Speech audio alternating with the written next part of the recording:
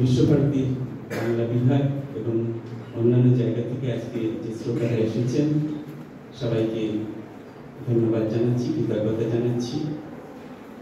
আজকে এই অনুষ্ঠান, সেখানে আমার মতো একজন বাংলা সাহিত্যের মানুষ নই, বিজ্ঞানের মানুষ, কিছু বাংলা নিয়ে লেখালেখি, বিজ্ঞান নিয়ে লেখালেখি বাংলায় করে থাকি, তাকে আপনারা লিখেছেন।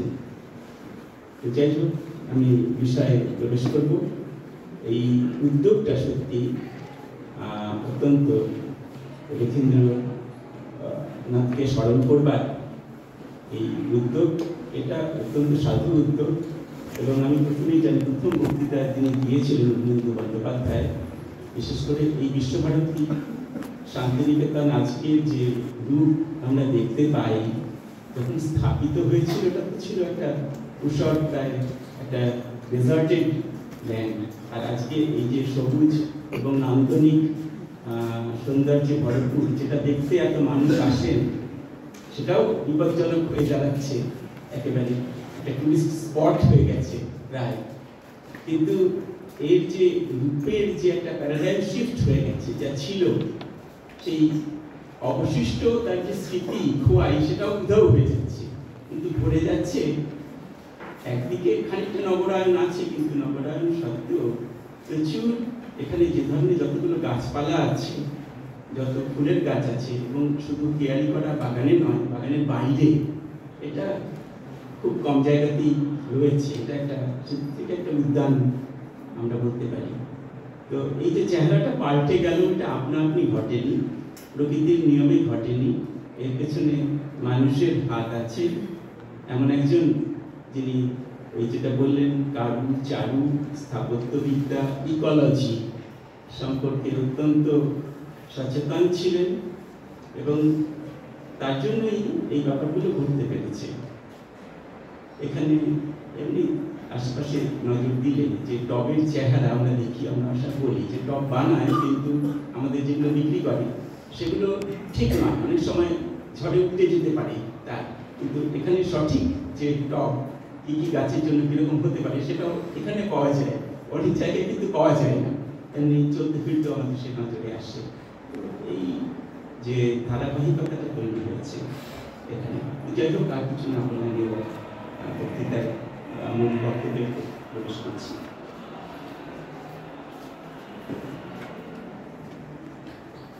বিশ্বভারতী,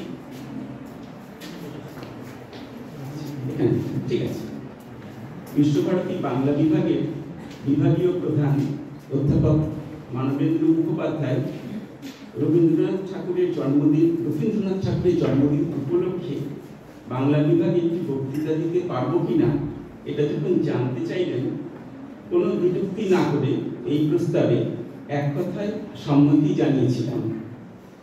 এই তাৎক্ষণিক সম্মতিদানের ক্ষেত্রে পেছনে একটা কারণ ছিল। কারণটা বলার জন্য একটু আত্মকথন করতে হচ্ছে, তার জন্য আপনাদের কাছে মার্জনা চেয়ে নিচ্ছি। সাধারণত লিখিত বক্তৃতা আমি দিই না, যে কিন্তু আজকে যেহেতু এটা স্মারক বক্তৃতা, একটু ভয় পাচ্ছি, তো সেই জন্য লিখেই এনেছি, যদি বাইরেও হয়তো একটা কথা বলবো। আজ বলতে বাধা নেই, কারণটি রচিত হয়েছিল অনেকটা আগে, আমার কৈশোরের শুরুতেই। জগৎ এবং জীবনের নানা দিক নিয়ে আগ্রহ যখন থাকে তুঙ্গে, সেই সময় আমার পিতৃদেবের বইয়ের সংগ্রহে নজর পড়েছিল বিশ্বভারতী থেকে প্রকাশিত দুটি গ্রন্থমালা।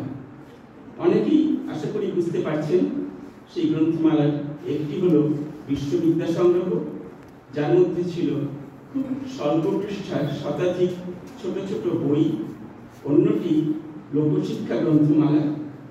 দুটোর মলাট একই রকম, বইয়ের সংখ্যা কম লোকশিক্ষা গ্রন্থমালায়, কিন্তু বইগুলোর পৃষ্ঠা সংখ্যা খানিক বেশি। বইয়ের ভূমিকায় এসবের কারণ, উদ্দেশ্য স্বয়ং রবীন্দ্রনাথ ব্যাখ্যা করে বলেছিলেন, সেসবে আমি যাব না, আপনারা অনেকেই সেগুলো জানেন। লোকশিক্ষা গ্রন্থমালার প্রথম বইটি ছিল রবীন্দ্রনাথের শেষ বয়সে লেখা বিজ্ঞান সাহিত্য বিশ্ব পরিচয়। যার কথা আপনারা সবাই জানেন। আর এই সিরিজে পঞ্চম বই রথীন্দ্রনাথ ঠাকুরের লেখা প্রাণতত্ত্ব। বিশ্ববিদ্যা সংগ্রহের প্রথম বই রবীন্দ্রনাথের লেখা সাহিত্যের স্বরূপ, আর 48 নম্বরে পেয়েছিলাম রথীন্দ্রনাথের লেখা অভিব্যক্তি, যা থেকে এইমাত্র একজন ছাত্র কিছুটা পাঠ করলো একেবারে শেষাংশ থেকে। স্কুলে বিজ্ঞানের পাঠ তখনও তেমন শুরু হয়নি আমার ক্ষেত্রে। রথীন্দ্রনাথের দুটি জীববিদ্যা বিষয়ক বই ছিল আমার কাছে, জীববিজ্ঞান প্রবেশিকা। দুটি সিরিজের সবকটি বই একে একে পড়ে ফেলি।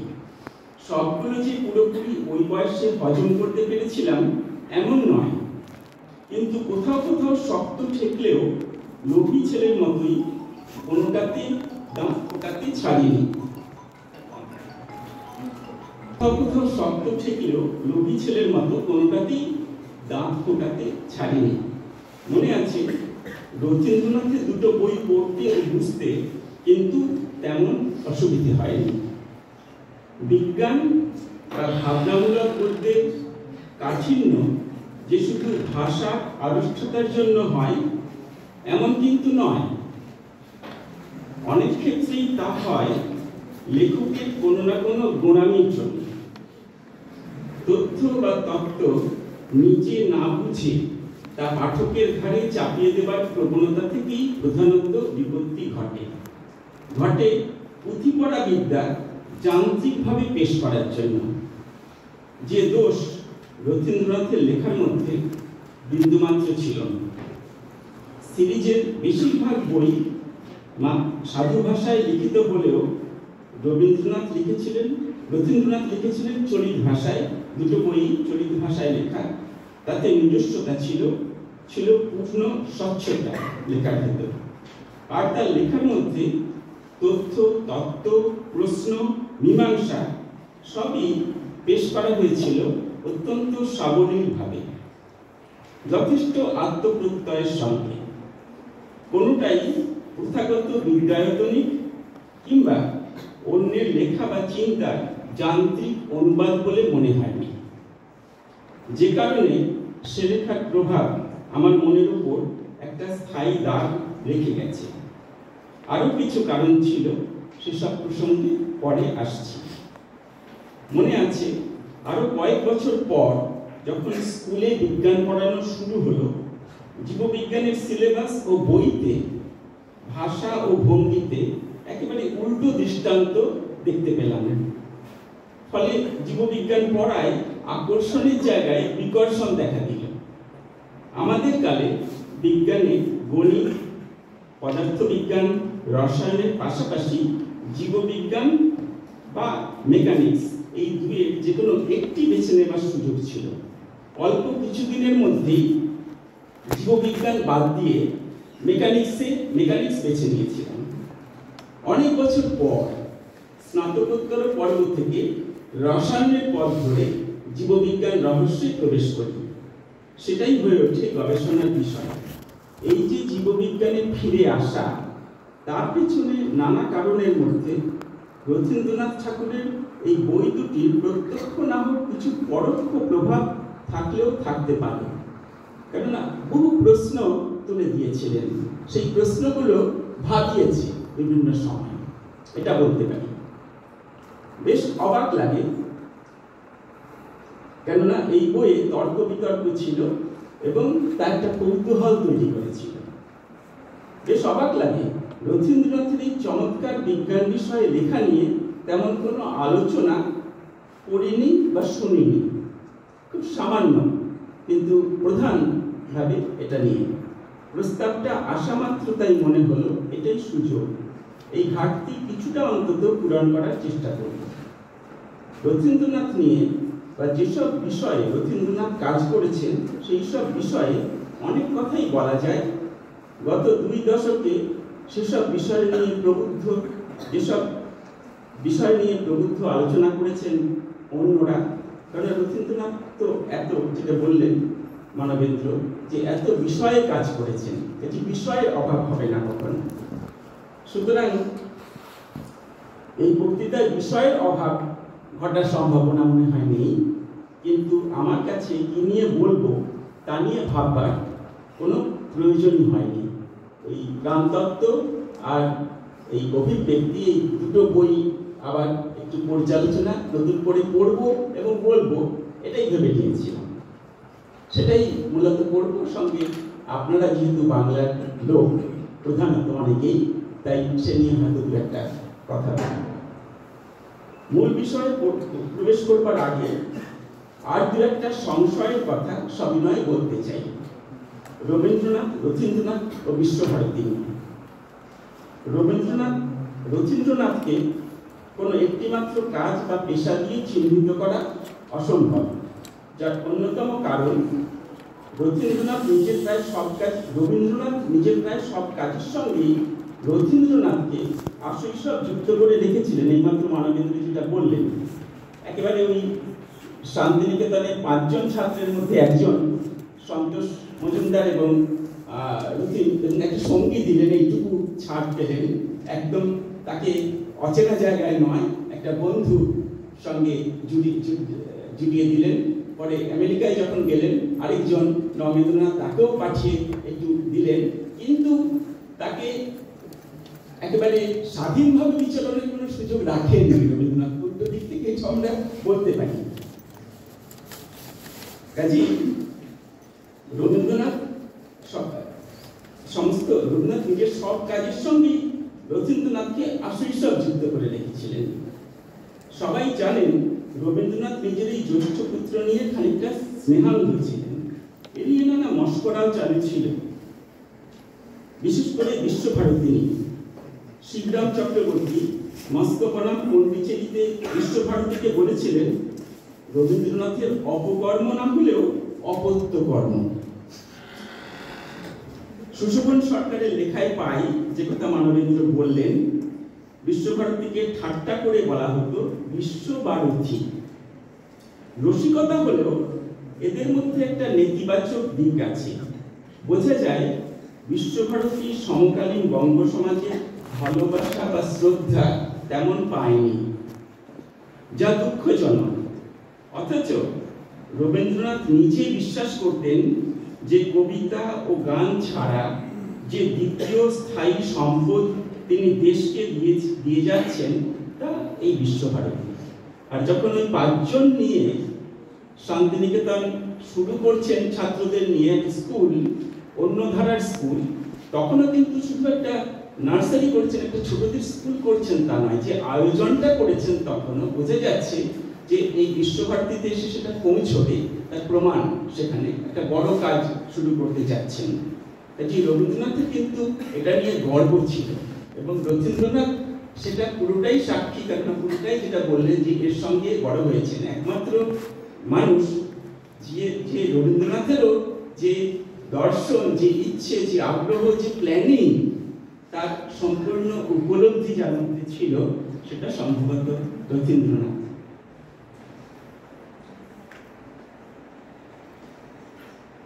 বোঝেন, রবীন্দ্রনাথ নিজে বিশ্বাস করতেন যে কবিতা ও গান ছাড়া দ্বিতীয় যে স্থায়ী সম্পদ দেশকে তিনি দিয়ে গেছেন তা বিশ্বভারতী। শান্তিনিকেতন বিশ্বভারতীতে ভারতের ও বিশ্বের নানা ক্ষেত্রে যত গুণীজনের সমাবেশ ঘটেছিল, বিভিন্ন বিষয়, দার্শনিক, ভাষাতাত্ত্বিক, চিত্রশিল্পী, কোনো না কোনো বিজ্ঞান, কোনো না কোনো বিষয়ে, তো তেমন এত গুণীজনের সমাবেশ আন্তর্জাতিক স্তরে এবং দেশের ভেতর থেকে ভারত বাদ দিন সারা দুনিয়ার আর কোনো বিশ্ববিদ্যালয়কেও দেখাতে পারবেন? যদি তালিকাটা দিয়ে আপনারা সবাই জানেন, সেটা দীর্ঘ করছি না, কিন্তু সত্যি সত্যি তো এত গুণীজনের সমাবেশ যেখানে রবীন্দ্রনাথ ঘটিয়েছিলেন, সেটা আর কোথাও ঘটেনি, আর কোনো বিশ্ববিদ্যালয় সারা পৃথিবীতে আজ পর্যন্ত। কিন্তু এই যে ইউনিকনেস, সেটা কিন্তু আমরা বাঙালিরা বিশেষ করে সেভাবে গ্রহণ করিনি, সেভাবে অ্যাকনলেজ করিনি। বিশ্বভারতীর ভার রবীন্দ্রনাথ কি রথীন্দ্রনাথের উপর চাপিয়েছিলেন অনেকটা সেইভাবে? দ্বিতীয় একটা দিক আছে, তাহলে আমরা বলতে পারি, যেটা খানিকটা মানবেন্দ্র ছুঁয়ে গেছেন। যেভাবে দেবেন্দ্রনাথ ব্রাহ্ম সমাজের ভার জমিদারির ভার চাপিয়েছিলেন রবীন্দ্রনাথের ওপর। রবীন্দ্রনাথ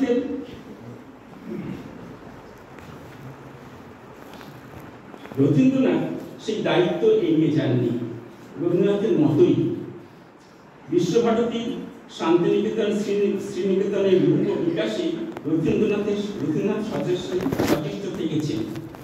রবীন্দ্রনাথের প্রয়াণের পর বিশ্বভারতী যে টিকে আছে তার পেছনে রবীন্দ্রনাথের ভূমিকা প্রধান, যেটা বললেন।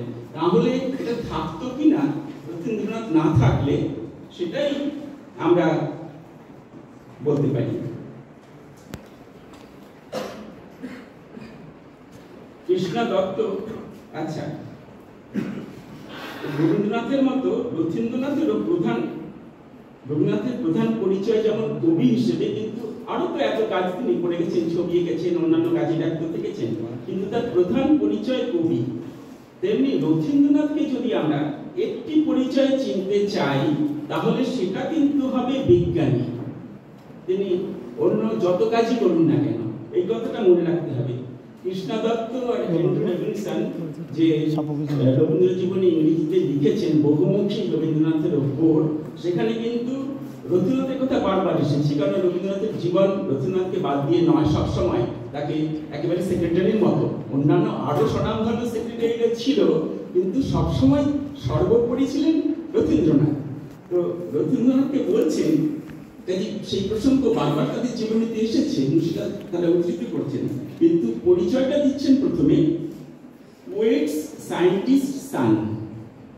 সে কথাটা মনে রাখতে হবে। এটাই পোয়েটস সায়েন্টিস্ট সান, এটাই রবীন্দ্রনাথের প্রধান পরিচয়। রবীন্দ্রনাথের জীবনে উইলিয়াম বেকসনের সঙ্গে কাজ করবার যে সুযোগ তিনি পেয়েছিলেন এবং হারিয়েছিলেন, সেটাই সম্ভবত সবচাইতে বড় ট্র্যাজেডি। জেনেটিক্স এই নামটা হচ্ছে উইলিয়াম বেকসনের দেওয়া, এবং একেবারে বিংশ শতাব্দীর শুরু থেকে এটা এই 1909 সালে জেনেটিক্স বিজ্ঞান হিসেবে, শাস্ত্র হিসেবে জন্ম নিল, এবং প্রধান মানুষ ছিলেন উইলিয়াম বেকসন, যিনি সবাইকে তার সঙ্গে কাজ করার জন্য যে কেউ এলেই তাকে দেবেন তা নয়। কাজে এটা একটা অত্যন্ত একটা সুযোগ, বড় সুযোগ, এবং যেটা পাওয়া যায় না সচরাচর। এবং এটা হারালেন, নিতে পারলেন না। আর একবার ওই পথে, এটা ছিল তার জীবনের বড় ট্র্যাজেডি, আর একবার ওই পথে ছেলেকে যেতে দিলে তার সাহচর্য যে অনেকটাই হারাবেন, তিনি একটা বড় বিজ্ঞানী হয়ে উঠবেন আন্তর্জাতিক ক্ষেত্রে, এবং অন্য বিজ্ঞানে একবার বিজ্ঞানী হয়ে উঠলে বেকসনের কাছে তাকে আর অন্য কাজে পাওয়া যাবে না। এটা কিন্তু রবীন্দ্রনাথের অত্যন্ত বুদ্ধিমান মানুষ ছিলেন, এই মনে হয় এটাও তার মাথায় এসেছিল। এই ভয় থেকেই কি রবীন্দ্রনাথ তাকে ছাড়েননি আমি বলতে পারবো না, কিন্তু এটাও একটা প্রশ্ন আমার। নিজে বিজ্ঞান সাধনায় যুক্ত না থাকলেও রবীন্দ্রনাথ ছিলেন বিজ্ঞান বিষয়ে যথেষ্ট শ্রদ্ধাশীল এবং কৌতূহলী। কিন্তু ঘটনা হলো, যৌবনের প্রারম্ভে পুত্রকে তিনি ঠিক বিজ্ঞান নয়, ওখান থেকে তো সরিয়ে আনলেন, পড়তেও পাঠিয়েছিলেন যেখানে আধুনিক কৃষি বিজ্ঞান প্রযুক্তি। এটা শিখে তার সাহায্যে পল্লী উন্নয়নের প্রায়োগিক লক্ষ্যের দিকে তিনি ছেলেকে চালিত করলেন। শ্রীনিকেতন, যেটা আজকে শুনলাম, সেখানে তারা একটা রবীন্দ্র মেলা করে তাদের শিল্প সামগ্রী, সেটা একটা খুব ভালো দিক। সেটা আমার ইচ্ছে ছিল, হলো না একই সময় সেখানে যাওয়া। তো এই দিকে রবীন্দ্রনাথ তাকে চালিত করলেন, বিজ্ঞান থেকে মোটামুটি কৃষি বিজ্ঞানের দিকে। বিশ্বভারতীর সঙ্গে যুক্ত থাকার আরেকটা পথ তৈরি করলেন, কিন্তু এই পরিকল্পনার মধ্যেও এক ধরনের দৈর্ঘ্যতা ছিল।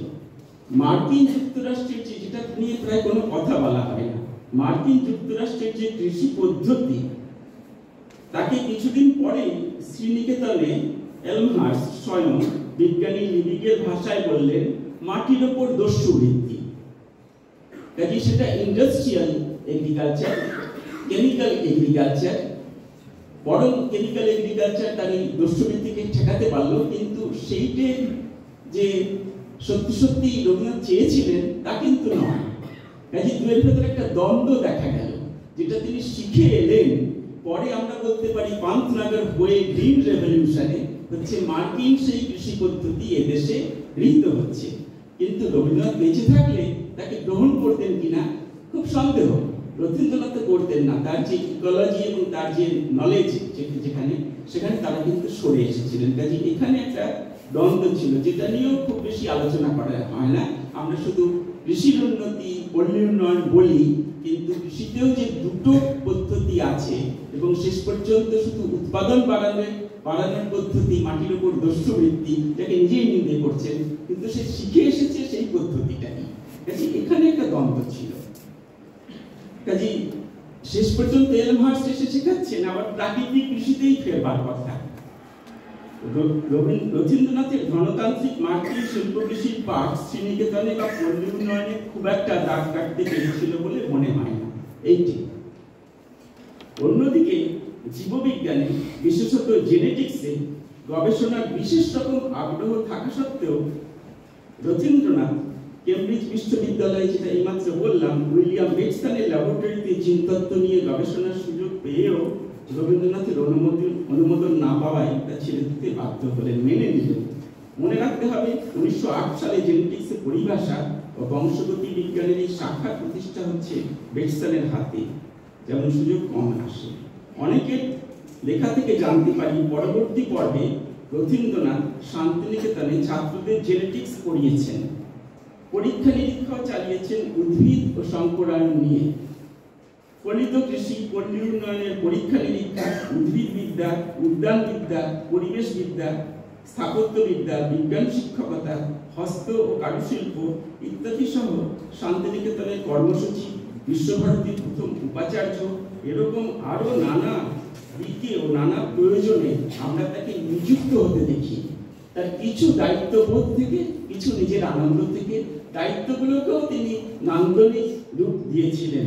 এটাও প্রতিটি কাজেরই আর্থিক ও নানা রকম প্রতিবন্ধকতার মধ্য দিয়ে তাকেও যেতে হয়েছে। রবীন্দ্রনাথের চাইতেও রবীন্দ্রনাথকে বেশি যেতে হয়েছে। স্বীকৃতির চাইতে সমালোচনার বোঝা বইতে হয়েছে অনেক অনেক বেশি। বাংলা ও ইংরেজি এই দুই ভাষাতেই লিখতে দক্ষ ও স্বচ্ছন্দ ছিলেন রবীন্দ্রনাথ। তার ইংরেজির ভিতটাও খুব পাকা ছিল। লরেন্স, যে একজন একটু পাগলাটে একজন সাহেব, তাকে পেয়েছিলেন, যে তাদের ইংরেজি শিখিয়েছিল, যার জন্য রবীন্দ্রনাথের ইংরেজি কিন্তু দ্য এজেস অফ টাইম যে কথা বললেন, দেখবেন যে তার ইংরেজিও খুব সুন্দর এবং বাংলাও খুব সুন্দর। ইংরেজিটাও তার এবং রবীন্দ্রনাথের থেকে একেবারেই আলাদা, এবং রবীন্দ্রনাথ নিজেই সেটা জানতেন। সেই জন্যই লরেন্সকে নিযুক্ত করেছিলেন তাদের পড়াবার জন্য, যার ইংরেজির ভিতটাও খুব শক্ত ছিল এবং ভাষারও স্বাচ্ছন্দ্য ছিল। আবার সেই লরেন্স, সে আবার গুটি পোকা রেশমের চাষ করতো এবং সারা গায়ে সেই তাদের ছেড়ে দিয়ে সে অনেকে এরকম পতঙ্গদের পছন্দ করে, সেইটা ছিলেন সেটা, যেটাও ছোটবেলা থেকে তার শিক্ষকের দেখেছেন রবীন্দ্রনাথ। রবীন্দ্রনাথের যে এই যে ইকোলজি এবং তার যে এই ন্যাচারালিস্টিক টেন্ডেন্সি, সেই দিকে আসারও একটা দিক তৈরি হয়েছে ওই ভাষা শিক্ষার সঙ্গে সঙ্গে হয়তো লরেন্সের কাছ থেকে। যাই হোক, রবীন্দ্রনাথ ও শান্তিনিকেতন নিয়ে তার ইংরেজিতে লেখা দ্য এজেস অফ টাইম, বাংলায় পিতৃস্মৃতি, অনুবাদ নয়, দুটো আলাদা গ্রন্থ কিন্তু একই বিষয়, যার উজ্জ্বল নিদর্শন। বাংলাতে তিনি কতটা ভালো লিখতে পারেন আর ইংরেজি কতটা ভালো লিখতে পারেন, দুটোই পড়ে দেখা যেতে পারে। অনুবাদ ভালো করেছেন এই বুদ্ধিজীবী দর্শক, যেটা তার প্রথম বই। কিন্তু রবীন্দ্রনাথের বিজ্ঞানে বিশেষ আগ্রহ ও জগদীশচন্দ্রের সঙ্গে আন্তরিক সম্পর্ক, সেটাও আমরা পাবো ওই স্মৃতিচিত্র থেকে।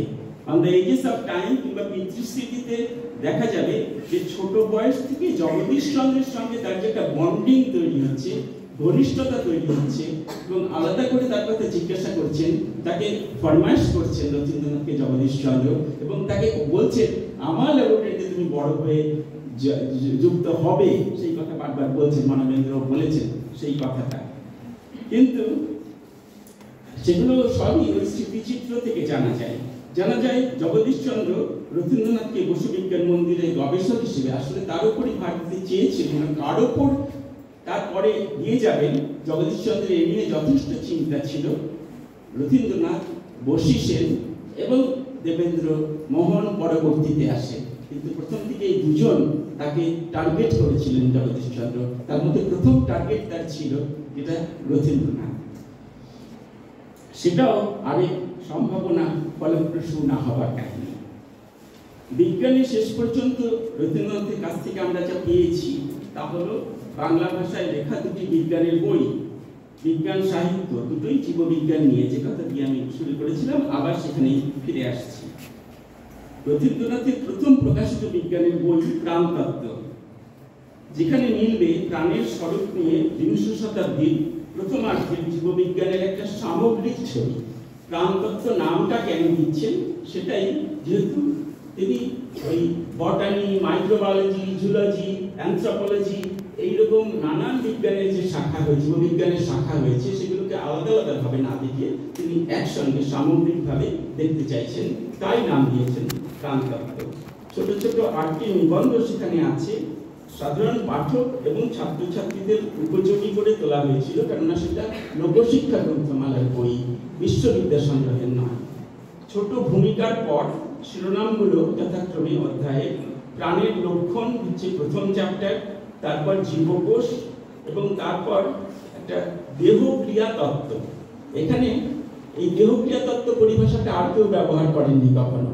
শারীর তত্ত্ব বলতে পারতেন, ফিজিওলজি বোঝাতো, কিন্তু উনি তার সঙ্গে অ্যানাটমিটাও যুক্ত করলেন, অ্যানাটমি এন্ড ফিজিওলজি, তাই দেহক্রিয়া তত্ত্ব। এবং সেখানে দুটো চ্যাপ্টার, একটা জন্তু অর্থাৎ অ্যানিমালের উপর এবং একটা উদ্ভিদের উপর, তাই দুভাগে ভাগ করলেন। দুটোর মধ্যে বিস্তর তফাৎ, মিল নেই, তাই দুটো ভাগে ভাগ করতে বাধ্য হলেন। তারপর প্রজনন, জীবের বংশানুক্রম, জীব সমাজ, জীবের ক্রমবিবর্তন এবং অন্তিমে শেষ কথা। মোটামুটি 159 পৃষ্ঠায় এই সমস্ত বিষয়টাকে গেঁথে নিয়েছিলেন রথীন্দ্রনাথ, যেটাও একটু অন্যভাবে দেখা।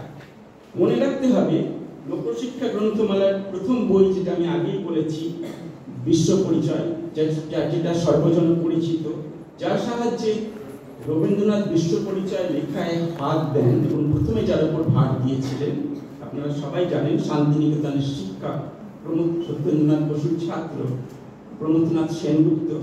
তার লেখা বৃত্তি পরিচয় ছিল 4 নম্বর বই, আর 5 নম্বর বই ছিল এই প্রাণতত্ত্ব, রথীন্দ্রনাথের লেখা। প্রাণতত্ত্বের শুরুতেই প্রমথনাথের বৃত্তি পরিচয়ের অনুবর্তী বই হিসেবে রথীন্দ্রনাথ নিজের বইটিকে পেশ করছেন, সশ্রদ্ধ প্রমথনাথ সেনগুপ্তের উল্লেখ করছেন। হয়তো প্রমথনাথের প্রতি রথীন্দ্রনাথের সম্মান জ্ঞাপনের একটা নিদর্শন, এটা রেখে দিচ্ছেন বইয়ের ভেতরে।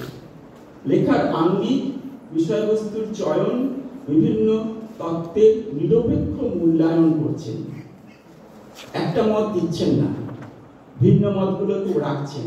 নিজস্ব মত এবং দর্শনের অকুণ্ঠ প্রকাশ, সব দিক থেকেই প্রাণতত্ত্ব বাংলা ভাষায় লেখা বিজ্ঞান সাহিত্যে এক, আমি বলবো, অনুকরণীয় দৃষ্টান্ত স্থাপন করেছিল। কিন্তু কেউ অনুকরণ করেননি, সেটা অনুসরণ করেননি, বলেন অনুকরণীয়, এটা অনুকরণীয় করার জন্য করেননি, অনুকরণ যাতে এই পথেই চলা উচিত ছিল, কিন্তু চলেনি।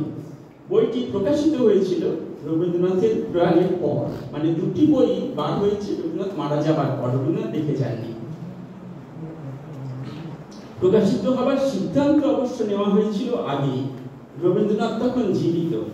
জানি না রথীন্দ্রনাথের এই দুটি বইয়ের কোনো খসড়া রবীন্দ্রনাথ দেখেছিলেন কিনা, এ নিয়ে অনুসন্ধান করা যেতেই পারে, আপনাদের ছাত্রছাত্রীরা করতে পারে সেটা। প্রাণতত্ত্ব অর্থাৎ থিওরি অফ লাইফ, প্রাণী জগৎকে সমগ্রভাবে দেখে যে বিজ্ঞানের সৃষ্টি, তাকেই রথীন্দ্রনাথ বলছেন প্রাণতত্ত্ব। এখানে ব্যাকটেরিয়া, অ্যামিবা, উদ্ভিদ, প্রাণী আলাদা আলাদাভাবে বিচার না করে সাধারণ জীবধর্মের ভিত্তিতে দেখা হয়েছে। প্রথম অধ্যায়, আচ্ছা আমি মনে ভুল করছি, কাজে প্রাণের লক্ষণে তিনি 3টে লক্ষণ তুলে ধরছেন।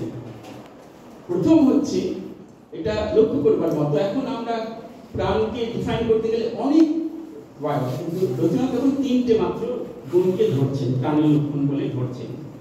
উদ্ভিদ হোক, জীব হোক, সেটা আঘাত পেলে সাড়া দেওয়া, এটা হচ্ছে প্রথম লক্ষণ। দ্বিতীয় লক্ষণ খাদ্য গ্রহণ, পরিপাক, তা থেকে শক্তি সংগ্রহ, এখন আমরা যেটাকে বলি মেটাবলিজম, সেটা। আর তৃতীয় লক্ষণ জন্ম থেকে মৃত্যু পর্যন্ত বৃদ্ধি, বাড়ার সঙ্গে সঙ্গে নিজেকে ভাগ করে নতুন প্রাণী সৃষ্টি করা। এই ভাষাগুলো হচ্ছে একেবারেই আমি বললাম, এটা রবীন্দ্রনাথ এটাই ব্যবহার করেছেন। তৃতীয় লক্ষণটি নিঃসন্দেহে শিরোনাম দেখলে মনে হবে ভুল। জন্ম থেকে মৃত্যু পর্যন্ত তো আর বৃদ্ধি হয় না, মৃত্যু তার আগেই তো জরা আসে এবং ক্ষয় হয়, কিন্তু বৃদ্ধি একটা পর্বে পৌঁছলে সব প্রাণীতেই জরা আসে, ক্ষয় শুরু হয়ে যায় মৃত্যুর বেশ কিছু আগে। বৃদ্ধি একটা পর্বে পৌঁছলে তখন বিভাজনের শুরু, একেবারে শুরু থেকে আমরা বলি ইয়াং অ্যাডাল্ট, এইটা যখন হয় তারপর থেকে হচ্ছে বিভাজনের শুরু, বৃদ্ধি যেখানে। কিন্তু অধ্যায়ে যেখানে প্রথমে যেমন শিরোনামে ভুল আছে, কিন্তু অধ্যায়ে যেখানে বিষয়টি ব্যাখ্যা করা হয়েছে তা নির্ভুল। বোঝা যাচ্ছে শিরোনাম সহজ রাখতে গিয়ে এই বিভ্রান্তি হয়েছে। সম্পাদনা ঠিক হলে এই দৃষ্টিকটু ব্যাপারটা এড়ানো যেত। এই বইয়ের শেষে যখন পৌঁছচ্ছেন তখন কিন্তু আরো দুটো জিনিস উনি যোগ করে দিচ্ছেন। প্রথমে বললেন প্রাণের লক্ষণ এই তিনটে, কিন্তু যারা করবেন দেখবেন বইয়ের শেষে কিন্তু মৃত্যুকেও একটা লক্ষণ বলছেন, যেমন জন্মের মতো। এটা খুব গুরুত্বপূর্ণ কথা। এবং আরেকটা সেখানে যুক্ত করছেন দুটো নতুন গুণ, নাকি লিখতে লিখতেও নিজেকে বদলেছেন, এটা বোঝা যাচ্ছে। সেটা ওইটা প্রাণের লক্ষণ অধ্যায়ে আঘাত পেলে সাড়া দেওয়ার কথা উল্লেখ করতে গিয়ে উদ্ভিদের কথা প্রথম দিকেই এসেছে জগদীশচন্দ্রের আবিষ্কৃত যন্ত্র বা রেকর্ডারের কথা সপ্রশংস উল্লেখ আছে। আবার খালি চোখে দেখার জন্য চূড়ান্ত দৃষ্টান্ত হিসেবে এসেছে লজ্জাবতী লতার কথা। আমরা জানি যে নানা কারণে জগদীশচন্দ্রের সঙ্গে শৈশব থেকে রবীন্দ্রনাথের অন্তরঙ্গতার কথা। রবীন্দ্রনাথ ও জগদীশচন্দ্রের বন্ধুত্ব সেটাও বহু চর্চিত। রবীন্দ্রনাথ জগদীশচন্দ্রের প্রথম জীবনের বন্ধুত্ব কিন্তু একটা পর্বের পর কমে এসেছিল, কিছু মনোমালিন্য ঘটেছিল নানা বিষয়ে, সেটার মধ্যে আমি যাচ্ছি না। কিন্তু দেখা যাচ্ছে যে রবীন্দ্রনাথের মনে সেটা ছাপ ফেলেনি। আবার যেখানে জগদীশচন্দ্রের মত তিনি বিজ্ঞানের দিক থেকে মানতে পারেননি, সেখানে সরাসরি যুক্তি পেশ করেছেন। এই খুলে বলা ভারতীয় ও বিশেষত বঙ্গ সংস্কৃতিতে বিরল। আমি তো আর কারো লেখায় কখনো দেখিনি এরকম। প্রাণতত্ত্বে জগদীশচন্দ্র প্রসঙ্গ দুবার এসেছে। প্রথমবারের কথা উল্লেখ করলাম সংবেদনা মাপার পদ্ধতি উদ্ভিদের, এবং দ্বিতীয়বার যেখানে এলো উদ্ভিদের দেহ ক্রিয়াতন্ত্রের অধ্যায়ের শেষে রবীন্দ্রনাথ তুলেছেন জন্তু ও উদ্ভিদের মিল ও প্রভেদের কথা। এখানে স্নায়ু ও চেতনা বিষয়ে যা বলেছেন রবীন্দ্রনাথের লেখা থেকে একেবারে উদ্ধৃত করে দিচ্ছি, এটা প্রাণতত্ত্ব থেকে নেওয়া। সবশেষে যে পার্থক্যের কথা বলছি সেটা বড় রকমের উদ্ভিদ আর প্রাণী। গাছ ও জন্তুর মধ্যে এই বিষয়ে অনেকটা ব্যবধান। আমরা জন্তুদের বেলায় দেখি তাদের অনেক রকম ইন্দ্রিয় আছে। ইন্দ্রিয়গুলোর মগজের সঙ্গে যোগ নার্ভ মণ্ডলীর মধ্য দিয়ে। গাছের এসব কিছুরই বালাই নেই। তাদের না আছে নাক, কান, চোখ, না আছে নাভমণ্ডলী, না আছে মগজ। সেই জন্য তাদের চিন্তা, স্বাধীন ইচ্ছা, বিচার শক্তি তো নেই, তারা দেখতে বা শুনতে পায় না। আঘাত অনুভব করে কিনা তাও সন্দেহ। আঘাত অনুভব করে কিনা যেটা মনে রাখবেন। এই বিষয়ে জন্তুরা উদ্ভিদ জগৎকে অনেক অতিক্রম করে গেছে। বাইরের ঘাত প্রতিঘাতে গাছপালা জন্তুদের তুলনায় কতখানি সাড়া দিতে পারে, এই বিষয়ে আচার্য জগদীশচন্দ্র নতুন অনেক তথ্য আবিষ্কার করেছিলেন। তার সব কথা মেনে নিলেও জন্তুদের মতোই যে গাছের চেতনা আছে এ কথা স্বীকার করার কোনো কারণ নেই। গাছের নাল বা মগজের মতো কোনো দেহাংশ আছে বলে কখনো কোনো প্রমাণ পাওয়া যায়নি। লজ্জাবতী লতা যে সাড়া দেয় হয়তো তা সম্পূর্ণ রাসায়নিক ক্রিয়ার ফলে। জন্তুরা যে ব্যথা অনুভব করে বা শান্তিবোধ করে, উদ্ভিদেরা এরূপ করে এমন কোনো প্রমাণ নেই। সজীব প্রাণীমাত্রেরই মনন শক্তি আছে। সজীব প্রাণীমাত্রেরই মনন শক্তি আছে। আমরা উদ্ভিদ এখনো এই কথা স্বীকার করতে পারি না। সজীব বলতে উদ্ভিদ তো সজীব জীব, কিন্তু তার যে সবার শুধু উদ্ভিদ নয়, বলছেন ব্যাকটেরিয়া, অ্যামিবা, এদেরও যে মনন শক্তি আছে তা তো আমরা বলতে পারছি না। তাদের নার্ভ সিস্টেম তৈরি হয় না। এইখানে উদ্ধৃতি শেষ রবীন্দ্রনাথের। তো জগদীশচন্দ্র নিয়ে বাঙালির অনেক রকম মিথ এবং ভ্রান্তি তৈরি হয়েছিল। এই মিথটা অনেকে ভাঙতে চেয়েছেন, যেমন পরিমল গোস্বামী, তারকমোহন দাস, তিনি বারবার লিখতেন যে উদ্ভিদের প্রাণ আছে, জগদীশচন্দ্র প্রমাণ করেছিলেন। আমরা প্রায় বলি কথাটা, উদ্ভিদের সংবেদনা আছে, এইটা এক কথা যেটা প্রথমে বলেছেন, কিন্তু তার জন্য উদ্ভিদের চেতনা আছে। সংবেদনা চেতনা এক কথা নয়। তো সেইটা আছে কিনা, সংবেদনা আছে মানে সে সাড়া দিচ্ছে একটা ইন্ডিকেটরে, তার মানে সে আঘাত অনুভব করছে, ব্যথা পাচ্ছে, এইটা নাও হতে পারে, এইটার প্রমাণ নেই।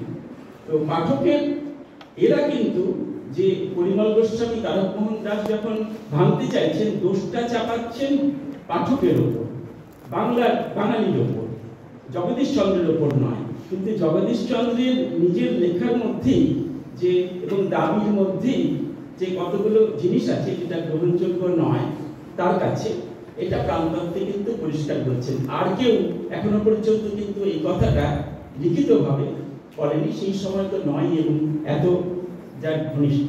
এখানে একটা অবজেক্টিভিটি আমরা দেখতে পাচ্ছি। তার ভিতর কবিপুত্রের মনন ও দায়বদ্ধতার অসামান্য নিদর্শন রেখেছে এই মন্তব্য। বলতে হবে এটা ভবিষ্যতে যে কখনো প্রমাণ হলে সেটা কিন্তু এটা পাল্টে নেওয়া যাবে। বারবার সেই জায়গাটা দিয়ে কিন্তু ভাষা কিন্তু রাখছেন খামটা, কিন্তু এখনো প্রমাণ নেই এইটা। দেহক্রিয়া তত্ত্ব অধ্যায়ে খাদ্য গ্রহণকে দেখানো হয়েছে বিপাকীয় প্রক্রিয়া এবং দুটো পরিভাষা ব্যবহার করেছেন, অপঘটন, উদ্ঘটন, ক্যাটাবলিজম, অ্যানাবলিজম। এই দুটো বাংলা পরিভাষা টেকেনি। রবীন্দ্রনাথের অনেকগুলো পরিভাষা সেগুলো টেকেনি। উপচিতি, অভিচিতি কখনো কখনো ব্যবহার হয়, কিন্তু রবীন্দ্রনাথের এই দুটো অর্থাৎ অপঘটন, উদ্ঘটন, ক্যাটাবলিজম, অ্যানাবলিজম ব্যবহার হয় না। অনেক ক্ষেত্রে পরিভাষা এড়িয়ে, বেশিরভাগ ক্ষেত্রেই রবীন্দ্রনাথ পরিভাষা এড়িয়ে গিয়ে বিষয়টা ব্যাখ্যা করেছেন, যা লেখাকে খানিকটা ভারমুক্ত করেছে। ইংরেজি জনপ্রিয় বিজ্ঞানের বইতে এটাই তাই করা হয়, না হলে আপনি যদি বারবার পরিভাষা দিতে থাকেন তাহলে পাঠক হোঁচট খাবে। কিন্তু বিজ্ঞানের পাঠ্য বইতে এটা করা যায় না। সেখানে বিজ্ঞানের যে ভাষাটা, যেটা পরিভাষা, সেটাকে ইন্ট্রোডিউস করতে হয়। লোকশিক্ষা গ্রন্থমালা লোকশিক্ষার বই, কিন্তু টেক্সট বুক নয়। তাই এই কাজটা বারবার করেছেন, পরিভাষা উনি প্রায় এড়িয়ে গেছেন। জীবকোষ অধ্যায়টি অনেকটা বিস্তৃত। এখানে আছে কোষ বিভাজন, ক্রোমোজোমের ভূমিকা, খানিকটা বিস্তারিত বিবরণ। এটাই তার নিজের আগ্রহের ক্ষেত্র। এই জেনেটিক্স নিয়ে তিনি পড়তে চাইছিলেন এবং ইলিনয়ে যিনি তখনকার তার প্রধান যে ডিরেক্টর যিনি ছিলেন, ড্যাভেনপোর্ট, তা রবীন্দ্রনাথের আগ্রহ লক্ষ্য করে যে বেটসন রবীন্দ্রনাথকে নিতে চেয়েছিলেন, এমনি এমনি নয়, রবীন্দ্রনাথ বলেছিলেন বলে নয়। ড্যাভেনপোর্ট যিনি ইলিনয়ে ওই বিভাগটি স্থাপন করছেন, তার ডিরেক্টর, এবং তাকে সত্যি সত্যি শ্রীনিকেতনের মতো এখন গোড়া থেকে সেটাকে গড়ে তুলছেন, তার নজরে পড়েছিলেন রবীন্দ্রনাথ। এবং রবীন্দ্রনাথের জিনতত্ত্বে আগ্রহ দেখেই তিনি বেটসনকে বলেছিলেন বলেই বেটসন নিতে রাজি হয়েছিলেন। তো এখানে সেই বিষয়ে জীবকোষ অধ্যায়ে তিনি প্রথম দেখতে পাচ্ছি, আমার আগ্রহ ছিল যে জিন এবং ক্রোমোজোম এগুলো নিয়ে, জেনেটিক্স নিয়ে কি বলেন। খুব পাশ কাটিয়ে গেছেন বেশিরটাই, কিন্তু এখানে আছে কোষ বিভাজন, ক্রোমোজোমের ভূমিকা, খানিকটা বিস্তারিত বিবরণ, এককোষী থেকে বহুকোষী জীবের উদ্ভবকে আবার তিনি দেখাচ্ছেন একটা সমবায় নীতির সাফল্য বলে। এইখানে একটু রাবীন্দ্রিক চেতনা তার ভিতরে এসে যাচ্ছে। দার্শনিক দিক থেকে একটা সচেতন উদ্দেশ্যবাদ, যেন তারা নিজেরা একটা গোল ঠিক করছে।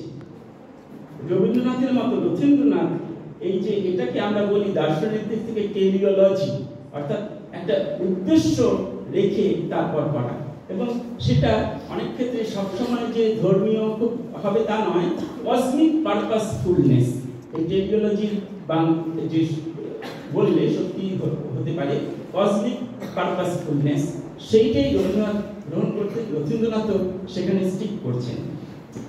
কাজেই একটা মহাজাগতিক উদ্দেশ্য আছে, কাজেই এই কোষগুলোর মধ্যেও একটা উদ্দেশ্য আছে, তাদের মিলিত হবার সমবায়, এবং সেটা এবং প্রতিযোগিতা নয় সহযোগিতার দিকে নজরটা দিচ্ছেন। মনে করছেন বিবর্তন অগ্রগতি তার যেন পূর্ব নির্দিষ্ট কোনো দিশা আছে, কোনো নির্দেশ আছে বিবর্তনের মধ্যেও। এইটাই বারবার লেখার ভেতর ফুটে উঠছে প্রাণতত্ত্বে, বিশেষ করে যেটা প্রথম বই। প্রাণতত্ত্বে একটা অধ্যায় বর্তমানে একেবারেই গ্রহণযোগ্য নয়, সেটা বইয়ের 8ম অধ্যায়, অর্থাৎ জীবের ক্রমবিবর্তন বিষয়। এই বই যখন লেখা হচ্ছে মনে রাখতে হবে যে তখন ইভলিউশনের ইতিহাসে সেটা একটা পরিবর্তনের সময়, যাকে বলা হয় মডার্ন সিনথেসিস। এখন আমরা ওটাই আর মডার্ন সিনথেসিস বলি না, ওটাই এখন ইভলিউশনের স্বীকৃত পন্থা হয়ে গেছে, কিন্তু তখন এটা তৈরি হচ্ছে, গড়ে উঠছে। কেননা কালের নিয়মে এটাই, বিপরীত মতগুলো লুপ্ত হয়েছে বা এর সঙ্গে যুক্ত হয়ে গেছে। প্রাকৃতিক নির্বাচন, মেন্ডেলের জেনেটিক্স, পপুলেশন জেনেটিক্স, মোটামুটি 3টে ধারা মিলে তখন এই মডার্ন সিনথেসিস তৈরি হয়। কেননা ডারউইনের সত্যি সত্যি জিন যে তত্ত্ব বংশগতি সম্পর্কে ধারণা স্পষ্ট ছিল না, এবং নিজেও বুঝতে পারছিলেন তার ধারণার মধ্যে ঘাটতি আছে, কিন্তু মেন্ডেলের যদিও আবিষ্কার হওয়ার পরেও তিনি নোটিস করেননি। কাজে মেন্ডেল তত্ত্বের সঙ্গে তা যুক্ত ছিল না, যুক্ত করা হলো, কিন্তু যেটা বলা হয় না, যুক্ত হবার আগে জিন তত্ত্ব মেন্ডেলিয়ানরা তারা ডারউইনের বিরোধিতা করত। তারা মনে করত ডারউইন ভুল, যে পরিবর্তন যা কিছু হচ্ছে ভেতর থেকে এটা ওই জিনের পরিবর্তনের জন্যই হচ্ছে, এর মধ্যে প্রাকৃতিক নির্বাচনের ভূমিকা নেই, তারা ওটাকে উড়িয়ে দিতে চাইছিল। কিন্তু পরবর্তীকালে আরেক দল বিজ্ঞানী তারা এদের একত্র করলেন, 3টে ধারা। তখন বললাম জেনেটিক্স নতুন জন্ম নিচ্ছে, সেই জেনেটিক্স প্রথমে ডারউইনিজম এবং তার ইভলিউশনের বিরোধিতা করেছে, কিন্তু পরে সেটা যুক্ত হলো পপুলেশন জেনেটিক্স, ফিশার এবং ইত্যাদি সংখ্যাতত্ত্বের সাহায্যে কি করে একটা পপুলেশন অন্য পপুলেশনের পুরো পাল্টে যায়, একটা প্রাণী বিচ্ছিন্নভাবে বদলাতে পারে, কিন্তু সেটা মূল ধারা হয়ে ওঠে কিভাবে। তো এই যে পপুলেশন জেনেটিক্স, সেইটাও আরেকটা হার্ডি ওয়াইনবার্গ একটা গাণিতিক সূত্রের উপর সেটা দাঁড়িয়ে আছে, পপুলেশন জেনেটিক্স, সেটাকেও যুক্ত করা হলো। 3 ভাবে ইভলিউশনের ভিতর মডার্ন সিনথেসিসে 3টে প্রধান ধারা এসে মিলল। একটা হচ্ছে ডারউইনের যে সাবেকি যে ইভলিউশন, তার ন্যাচারাল সিলেকশন ভিত্তিক, তার সঙ্গে মিশলো মেন্ডেলিয়ান জেনেটিক্স, তার সঙ্গে মিশলো পপুলেশন জেনেটিক্স, এবং ম্যাক্রো ইভলিউশন এবং মাইক্রো ইভলিউশন, দুটো দিক পরবর্তীকালে যুক্ত হলো। 5টা দিক মিলে হচ্ছে ইভলিউশনের ভিতর মিশে গেল। কিন্তু তখন এরা মারামারি কাটাকাটি করছে, মানে জেনেটিক্স, মেন্ডেলিয়ান জেনেটিক্স ডারউইনকে উড়িয়ে দিচ্ছে, ডারউইনরা জেনেটিক্সকে উড়িয়ে দিচ্ছে, পপুলেশন জেনেটিক্স আরেক কথা বলছে। এই রকম সময় তখন হচ্ছে বইটা লেখা হচ্ছে। এই যে বইটা লিখবার পক্ষে একটা অত্যন্ত খারাপ সময় আমরা বলতে পারি। তো তার ছাপ হচ্ছে এই 8ম অধ্যায় যে পড়েছি অত্যন্ত বর্জনীয়, কারণ ওটা তো আমরা তো ভুলে যাই, বিজ্ঞান তো নিজেকে সেলফ কারেক্ট করে এবং আমরা পুরনো ভুলগুলো মনে রাখি না। কিন্তু এটা যে লেখা হয়েছিল যখন 42 সালে, এবং লেখাটা শুরু হয়েছিল আরো আগেই, তখন এই বিতর্কের ধন্দে পড়ে সেই ধাঁধাটা হচ্ছে 8ম অধ্যায় সম্পূর্ণভাবে আছে। উনি ডারউইন তত্ত্বকে বলছে যেটা প্রচারের আলোয় আছে, এর মধ্যে অনেক ঘাটতি আছে, এবং এই যে প্রজাতি তৈরি হচ্ছে, বড় বড় ব্যাপারগুলো ঘটছে, এইগুলো ওরকম আস্তে আস্তে একটু একটু করে হতে পারে না, একদম পরিষ্কার 8ম অধ্যায়গুলো বলছেন। তো কালের নিয়মে বিজ্ঞানে ইভলিউশন তত্ত্ব ঠিকই আছে, কিন্তু সেটা অন্য রূপ নিয়েছে মডার্ন সিনথেসিস তার আগে।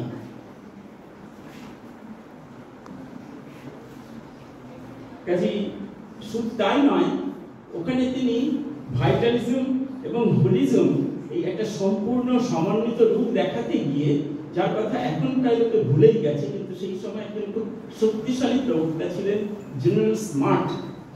আসলে সাউথ আফ্রিকার, এবং তিনি চার্চের পক্ষে এসে তিনি বলতেন যে হোলিজম অর্থাৎ সামগ্রিকভাবে এই বিষয়টা যে কসমিক টেলিওলজি সেভাবে এটা নির্ধারিত হচ্ছে, এবং এই ডারউইনিজম এটা একেবারেই ভুল। এবং এই যে স্মার্ট, তিনি তার পপুলারাইজার ছিলেন, তার প্রচুর বই ছিল, পেঙ্গুইন থেকেও সেই বিষয়ে বই বার হতো। এবং চার্চ এবং বিশ্ববিদ্যালয়গুলো আসলে অক্সফোর্ড, কেমব্রিজ এরাও তো চার্চ থেকেই এসেছে, কাজে এর ভেতরেও কিন্তু অনেকে ছিল যারা ইভলিউশনের বিরোধী। কাজে এই স্মার্ট তিনি ছিলেন কট্টর অন্য, তিনি জিনতত্ত্বকে উড়িয়ে দিতে চাইতেন, ইভলিউশনকে উড়িয়ে দিতে চাইছেন। এই স্মার্টের যে হোলিজমের যে তত্ত্ব সেগুলোকেও কিন্তু সপ্রশংসকায় এই স্থান দিয়েছেন প্রাণতত্ত্বের অষ্টম অধ্যায়, যেটা বিষয়বস্তুর দিক থেকে এটা এই বইয়ের এখনকার বিচারে সবচাইতে দুর্বল অংশ। আমি বলবো তখনও যদি উনি ধন্দে ছিলেন পুরোটা, কাজে এখানে কিন্তু উনি সাইড নিতে পারেননি, বারবার পরস্পর বিরোধী কথা বলেছেন। প্রাণতত্ত্বের কয়েক বছর পর প্রকাশিত হলো রথীন্দ্রনাথের দ্বিতীয় বিজ্ঞানের বই অভিব্যক্তি। দেখা যাচ্ছে বিভ্রান্তি অনেকটাই কেটেছে বিশ্ববিদ্যা সংগ্রহের এই 48তম বই অভিব্যক্তির মধ্যে, তবে পুরোপুরি নয়। যেখান থেকে এই ছাত্রটি পাঠ করেছে শেষ। এবং ইভলিউশনের শিরোনাম হিসেবে যদি ধরি, ইভলিউশনের বাংলা হিসেবে অভিব্যক্তি রাজশেখর বসুর চলন্তিকা ও বাংলা পরিভাষা কোষ অনুমোদিত বটে, কিন্তু অবশ্যই বর্জনীয়, কেননা সেটা মোটেই ইভলিউশন বোঝায় না, বরং ভুল বোঝায়। যেমন বর্জনীয় রাজশেখরকৃত জেনেটিক্সের বাংলা পরিভাষা সৌজাত্যতন্ত্র বা সৌজাত্যবিদ্যা, যা মনে করায় কলঙ্কিত ইউজেনিক্স নামক অপবিজ্ঞানের কথা। ডারউইনের প্রাকৃতিক নির্বাচন প্রসূত ইভলিউশনে কোনো ভেতরের বা বাইরের চাপানো দিশা বা ওরিয়েন্টেশন নেই, সেটা তৈরি হচ্ছে। এবং এখানে ক্রমবিবর্তন পরিভাষাটি ব্যবহার করলে ভালো করতেন। ক্রমবিবর্তন কথাটি ব্যবহারও করেছেন বারবার, কিন্তু ব্যবহার করেছেন অত্যন্ত খণ্ডিত অর্থে, গুড ইভলিউশন অর্থে নয়। আমি যেমন এখন এই ক্রমবিকাশ কিংবা ক্রমবিকাশ অর্থেই ইভলিউশনকে ব্যবহার করি, কেননা সেটাই কাছাকাছি। এবং যেখানে ক্রমবিবর্তনে তিনি দিচ্ছেন অভিব্যক্তিতেও যে পৃথিবীর জিওলজিক্যাল কালানুক্রমিক ইতিহাস, এবং বলছেন এটাই অভিব্যক্তির ইতিহাস, কিন্তু আসলে সেটা জিওলজিক্যাল টাইম পিরিয়ড যেভাবে ভাগ করা হয় সেটা কি বলছেন ইভলিউশনের ইতিহাস, যেটা আমরা এখন বলি না, আমরা জিওলজিক্যাল কালপর্ব বলি। কিন্তু এখানে মেন্ডেলের জেনেটিক্স আর ডারউইন এর মত পরস্পর বিরোধী নয়, সেটা দুটোর মধ্যে তিনি ওটা সংশোধন করেছেন প্রায় 1947 সালে, হ্যাঁ, অর্থাৎ 5 বছর পর হচ্ছে অভিব্যক্তি প্রকাশ হচ্ছে, যেখানে তিনি অনেকটাই সংশোধন করে নিয়েছেন। কিন্তু বিশ্ববিদ্যা সংগ্রহের পরিসর কম হলেও এইসব বই লেখা হয় একটু অগ্রসর পাঠকদের জন্য, লোকশিক্ষা গ্রন্থমালার মতো নয়। এই বই যে কারণে বিষয়বস্তুর দিক থেকে অনেকটাই ভারী, যদিও পৃষ্ঠা সংখ্যা কম, মাত্র 50 পৃষ্ঠার মতো, কিন্তু তার বিষয়বস্তুটা ভারী এবং সংক্ষেপে যাওয়া হয়েছে, উনি ডিটেলসে যাননি, সরস ভাষায় কাজী। এবং এখানে তিনি ওই ভুলগুলো সংশোধন করছেন। প্রথমে যদিও বলবো যে অভিব্যক্তির মধ্যে একটা বড় অংশ উনি ব্যয় করছেন ভূমিকায়, প্রায় 15 পৃষ্ঠা ধরে, যে আমাদের দেশে বৈদিক মানে মত, বেদ, উপনিষদে কিন্তু ধীরে ধীরে বলা হয়নি একদিনে মিরাকেলের মতো, বাইবেলের মতো যে প্রজাতিগুলো তৈরি হলো, কিন্তু এটা ধীরে ধীরে তৈরি হচ্ছে। এইটাই উনি সেই শাস্ত্র মতে বলছেন। এর পিছনে তিনি অনেকগুলো পৃষ্ঠা বরাদ্দ করেছেন, যেটা এখনকার বিচারে তো খুব বিপজ্জনক। আমরা যদি সেইটা বলি যে রিভলিউশন, তাহলে আমাদের প্রায় ছিল, কাজে ওটা তিনি উল্লেখ করেছেন, তফাৎটা কোথায় সেটা পরিষ্কারভাবে কিন্তু বলেননি ভূমিকায়। এটা অভিব্যক্তিরও একটা বিপজ্জনক দিক। কিন্তু পরে ক্রমবিবর্তন, যেখানে তিনি সময় পর্বগুলো, কাল পর্বগুলো বিন্যস্ত করছেন, ডারউইন এবং ডারউইনের পরে যেখান থেকে পাঠ করলো, এই 3টে ছোট ছোট অধ্যায় সেখানে। তো রথীন্দ্রনাথের লেখা এবং জীববিজ্ঞানের আগের যুগের লেখা এবং সেই যুগের জীববিজ্ঞানের সঙ্গে এইসব লেখার তুলনা করতে হবে, আমাদের মনে রাখতে হবে। না আজকের বিচারে যদি পড়ি তাহলে ভুল করব, এবং কেননা বিজ্ঞান এক জায়গায় আটকে নেই, যেটা আমি বারবার বললাম যে, এবং কিন্তু ভাষাটা যদি দেখি তাহলে ভাষায় কিন্তু ভাষাগতভাবে দুটো বইতেই সেটা এখনো আদর্শ হতে পারে বিজ্ঞান সাহিত্যে। বাংলা ভাষা যে দুঃখজনক যে রথীন্দ্রনাথের এই দুটি বই এবং বাংলা বিজ্ঞান সাহিত্যে তাদের স্থান নিয়ে যথোপযুক্ত মূল্যায়ন হয়নি। এই বই এমন অনেক দিক আছে, বিতর্ক আছে জীববিজ্ঞানের ইতিহাস এবং দর্শনের দিক থেকেও যেগুলো তাৎপর্যপূর্ণ। এবার বলবো যে বাংলা ভাষা ও সাহিত্য যে বিজ্ঞান বিষয়ে লেখার উপযুক্ত এমন নয়, উপযুক্ত নয় এটা কখনোই বলা যাবে না। আমাদের বিজ্ঞানীরাও তারা এই নিয়ে লিখেছেন। জগদীশচন্দ্র, প্রফুল্লচন্দ্র, মেঘনাথ সাহা, সত্যেন্দ্রনাথ বসু তারা সবাই বাংলায় লেখালেখি করেছেন, প্রাণিত করেছেন, একই শেখা। কিন্তু তাহলেও যে আমি দু একটা কথা বলবো যে বাংলা বিভাগে যেহেতু এই বক্তৃতাটা দেওয়া হচ্ছে যে সবাই, তাই দু একটা কথা বলছি এই নিয়ে। হীরেন্দ্রনাথ দত্তের বাংলা সাহিত্যের স্বভাব ধর্ম বলে একটা অসাধারণ প্রবন্ধ আছে, সম্ভবত শেষ পারানি করি বইতে লেখাটি পাবেন। সেখানে হীরেন্দ্রনাথ একটা কথা বলেছেন যেটা ভাববার মতো। হীরেন্দ্রনাথ বলেছেন, উদ্ধৃতি কোট, আমাদের ভাষা মানে বাংলা ভাষা জ্ঞানের চর্চা যতখানি করেছে বিজ্ঞানের চর্চা সেই অনুপাতে কিছুই করেনি। আমাদের ভাষা এখনো এমন নিখুঁত নিশ্চিদ্র ঠাস বুননি হয়নি যে সমস্ত তত্ত্ব বা সত্য ভাষার জালে ধরা পড়বে। খুব গুরুত্বপূর্ণ কথা বলছেন, অনেক কিছুই জালের ফাঁক দিয়ে গলে যায়, ভাষার সেই ফাঁকগুলো বুঝিয়ে নিতে হবে, তবেই সে সুশৃঙ্খল চিন্তার এবং বৈজ্ঞানিক সত্যের উপযোগী বাহন হতে পারবে।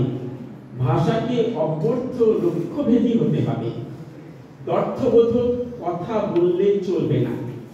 এক কথায় ভাষাকে অনেক সুশৃঙ্খল, সুসংহত, সুসংবদ্ধ, সত্যসন্ধ হতে হবে। আনকোট।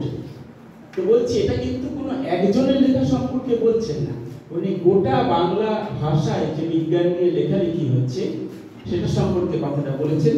সেটা মনে রাখবার মতো যে বিজ্ঞান সাহিত্য তার মানে হচ্ছে এখানে শুধু বিজ্ঞানের জন্য নয়, বিজ্ঞান সাহিত্য শুধু বিজ্ঞানের প্রচার ও প্রসারের জন্য জরুরি এমন কিন্তু নয়। যেটা বলা হচ্ছে সেটা তো আছেই, আরো কিছু আছে যা অগ্রাধিকার পাবার যোগ্য। ভাষার উন্নতির জন্য বিজ্ঞান বিষয়ে লেখা জরুরি। এই বিজ্ঞানের উপযোগী যে বীরেন্দ্রনাথ যেটা দাবি করছেন সেটা যদি করি তাহলে আমাদের ভাষাটাই অনেক মজবুত হয়ে উঠবে। সেটা বিজ্ঞানের জন্য জরুরি নয়, ভাষার জন্যই জরুরি, উন্নতির জন্য। কথাটা এইখানে, এবং এই কথাটা আমি অনেক জায়গাতেই বলি যখন আমাদের বাংলা ভাষায় বিজ্ঞান বিষয়ে বাংলা নতুন লেখক আমরা তৈরি করতে চাই, তখন এটাও মনে করিয়ে দিই যে এখানে কিছুটা পথ কাটতে হবে এবং এই দিকগুলোর উপর নজর দিতে হবে। যে ভাষার উন্নতির জন্য বিজ্ঞান বিষয়ে লেখা জরুরি এবং তার চটকদার, কাব্যগ্রন্থি, আবেগপ্রবণ গদ্য হলে হবে না। এটাই হচ্ছে মূল কথা। এবং শুধু যুক্তি নয়, তার মধ্যে ক্ল্যারিটি থাকতে হবে। এবং যে কথাগুলো বীরেন্দ্রনাথ বলেছেন, অনেকগুলো কথা বলেছেন, আলাদা আলাদাভাবে, সমার্থক নয়, প্রত্যেকটা আলাদা আলাদা অর্থ আছে। যে সুশৃঙ্খল, সুসংহত, সুসংবদ্ধ, সত্যসন্ধ হতে হবে, ওইটা হচ্ছে দাবি। জগদানন্দ রায়, চারুচন্দ্র ভট্টাচার্য, প্রমথনাথ সেনগুপ্ত এবং রথীন্দ্রনাথ ঠাকুর ঠিক এই কাজটায় হাত লাগিয়েছিলেন এই শান্তিনিকেতন বিশ্বভারতীতে। লোকশিক্ষা গ্রন্থমালা বিশ্ববিদ্যা সংগ্রহের একটা বড় অংশ কিন্তু বিজ্ঞানের লেখা। লোকশিক্ষা গ্রন্থমালায় বই আছে কম, কিন্তু প্রায় অর্ধেক বই হচ্ছে বিজ্ঞানের বই। আর বিশ্ববিদ্যা সংগ্রহের প্রায় 1/3 বই বিজ্ঞানের বই। সবই জ্ঞানের বই, কিন্তু তার ভেতরও 1/3 বিজ্ঞানের বই। এই দুটো গ্রন্থমালা ছাড়া এত সংখ্যক বাংলায় বিজ্ঞানের বই একসঙ্গে অল্প সময়ের মধ্যে আর কোনো প্রকাশন এখন পর্যন্ত আর কোনো উদ্যোগ কি নেওয়া হয়েছে? নেওয়া হয়নি। এবং এই গোটাটাই হয়েছে রথীন্দ্রনাথ ঠাকুরের তত্ত্বাবধানে। নিজেও যেমন উনি দেখেছেন, এই বিষয়টা নিয়ে ভেবেছেন, এবং আমরা যদি দেখি তাহলে তার লেখার সঙ্গে মিল পাবো। প্রত্যেকের আলাদা আলাদা শৈলী আছে, কিন্তু যে গুণগুলো ধীরেন্দ্রনাথ দত্ত দাবি করছেন সেগুলো অনেকটাই পাবো প্রমথনাথ সেনগুপ্ত।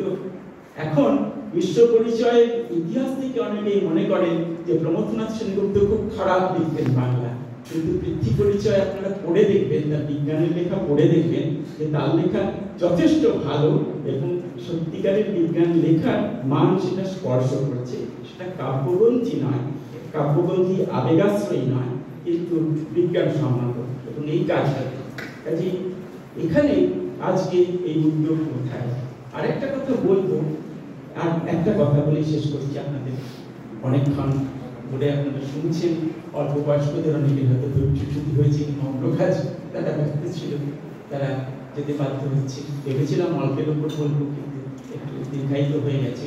শেষ করছি একটা সভায় এই কথাটাও আপনাদের বলছি যে যখন যারা বাংলা ভাষা চর্চা করেন, মাঝে মাঝে আমাদের ভাইজি তারা পরে যখন তাদের বইগুলো একটু উল্টে পাল্টে দেখি, আমি বলি যে তুমি সর্বভূম কাজী পাঠ্যপুস্তক দেখলে পড়ি, তো সেখানে দেখি যে গদ্য নিয়েও অনেক এই পড়ানো হয়, কিন্তু যেখানে গদ্য প্রবন্ধ পড়ানো হচ্ছে সেখানেও বিজ্ঞান সাহিত্য আলাদাভাবে কোনো ক্যাটেগরি নেই, আছে কি?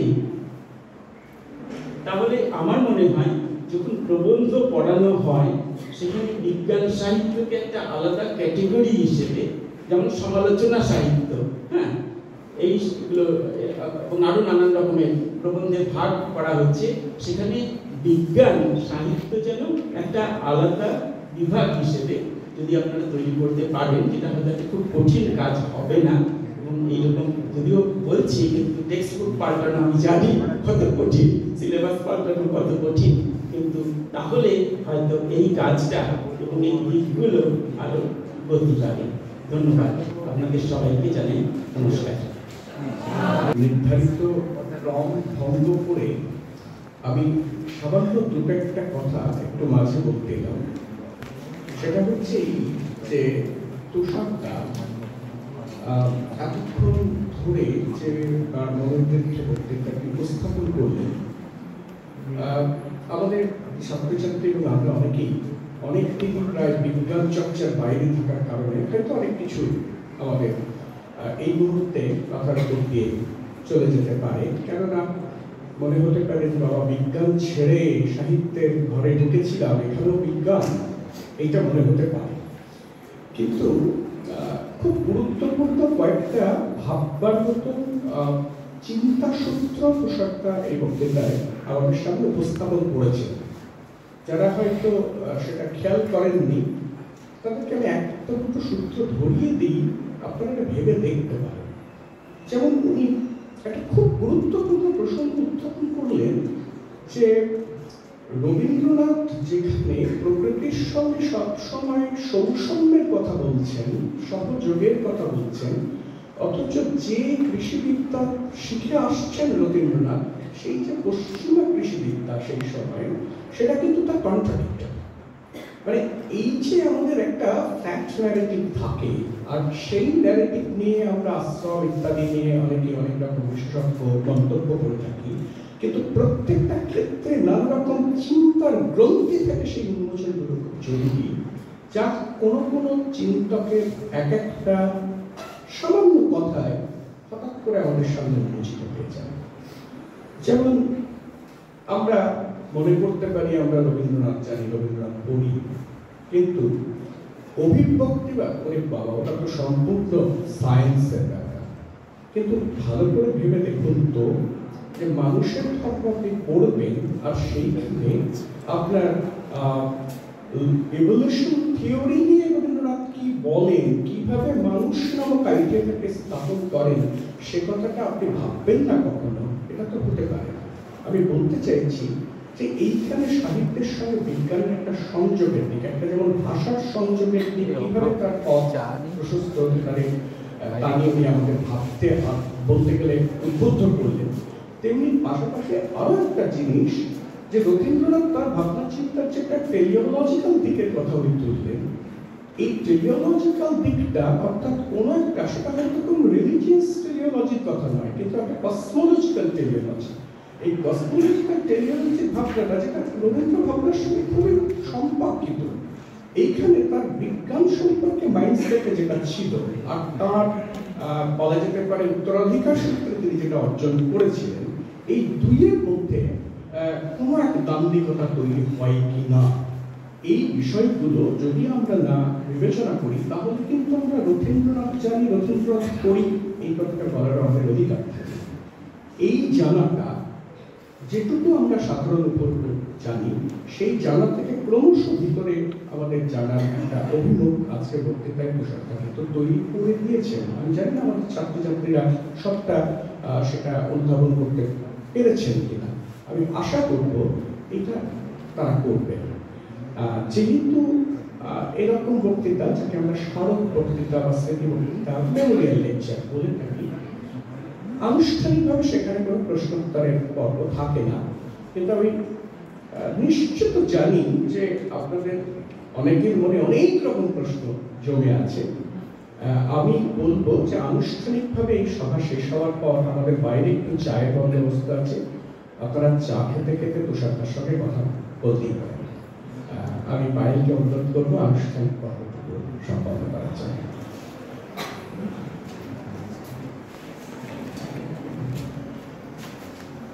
অনেক ধন্যবাদ ডক্টর তুষার চক্রবর্তী।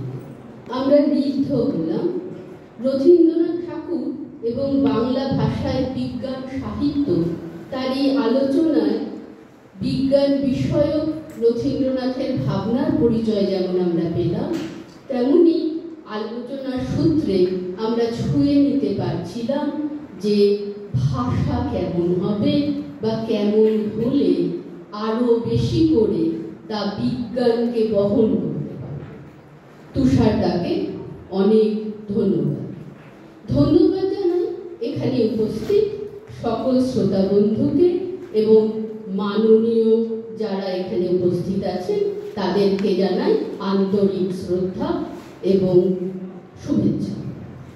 যাকে ছাড়া এই ঘরে এই অনুষ্ঠান একেবারেই সম্ভব ছিল না, তিনি আমাদের ভাষা ভবনের অধ্যক্ষ অধ্যাপক মনোরঞ্জন প্রধান।